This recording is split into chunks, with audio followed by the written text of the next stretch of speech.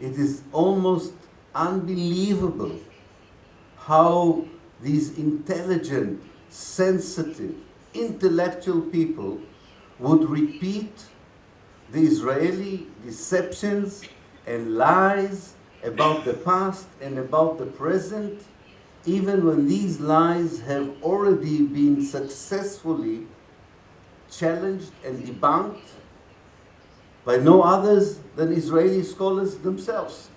There is a narrative, a version, that the 1948 war started by an Arab attack on the new Jewish state, and that the Arab leaders called on the Palestinians to leave, and that's why the Palestinians became refugees.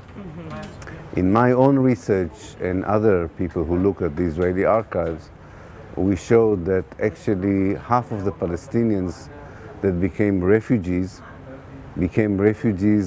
even before one Arab soldier entered Palestine.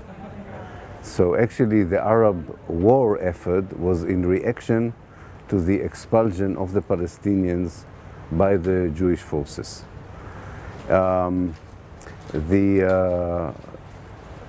expulsion was part of a plan before the war started of the Jewish military and political command to try and get as much of Palestine as possible with as few Palestinians in it as possible. Part of this plan was already implemented when the British were still responsible for law and order. In fact, all the expulsions from the cities and the towns took place before the war started.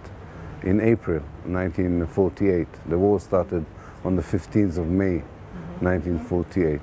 So I think it's important to understand that the war was used by Israel to try and empty Palestine from Palestinians. It's not that the Palestinians became refugees because of the war. They became refugees because of Zionist ideology. Well, I think since 1945, since the Second World War, the world, especially the Western world, decided that it does not want to deal with Zionism and its crimes against the Palestinians for various reasons. One of the reasons, I think, is we have to remember that already in the 19th century, the Christian world didn't want the Holy Land to be a Muslim land or an Arab land. So there was a strong support from Christian groups and leaders to the idea of the Jews going back to Palestine, as they called it. It was also anti-Semitic, because if the Jews are in Palestine, they will not be in Europe. So that was part of their support. Secondly, Islamophobia, the hate of Islam, it's not a new thing. It existed in the 19th century as well. And of course, later, it's the Holocaust. I mean, Europe preferred not to deal with what the Holocaust meant if all it had to do was to support the colonization of Palestine. So in this respect, I don't think Trump is very different from others. In fact, I think for Palestine, it is better to have Trump than to have Clinton.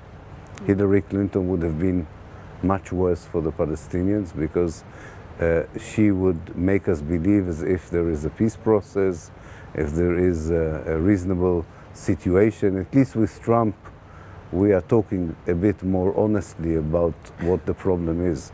So I don't think he really matters that much. We have a basic problem with the way the international community treats the Palestinians in the last 70 years, and I think we have to work to change it. Well, it's difficult to know with Trump. We don't know.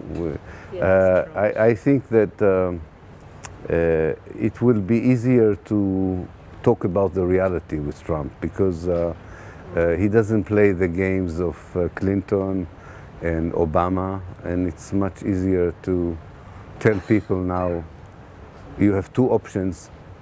Either you support an apartheid state, which is called Israel, or you support a democratic state for everyone between the River Jordan and the Mediterranean. I think that under Trump, at least the conversation will be more honest, I don't know what he will do, and my guess is that he will not be that different from other American presidents. All of them gave Israel carte blanche. All of them allowed Israel to do what it wanted. And I think that we need to limit the American intervention. Then we can have a better chance. All right. Okay, thank you.